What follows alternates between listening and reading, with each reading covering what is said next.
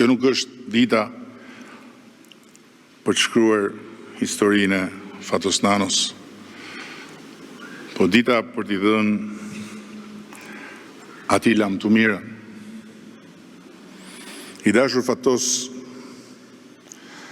do të më mungojnë darkat e rradha miqësore, komunikimi ynë si mes shoferit të turnit parë me shoferin e turnit dytë për të njëjtën makinë,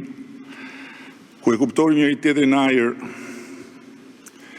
dhe ku kur ndodhte të ndanim ndonjë dilemë strategjike, këshillat e tua vinin të qëruara mirë, duke më ndihmuar shumë për të vënë pikën mbi i. Ndërkohë që kur mendoj se çfarë katër rotaku sovjetik more ti dorëzim në turin e parë, me çfarë mjeti më të mirë mora unë prej teje në dytin, për ta kthyer Partinë Socialiste në brandin e shpejtësisë për Shqipërinë Europiane që është sot, më vjen krejt natyrshëm të mos të them lam të mirë, po thjesht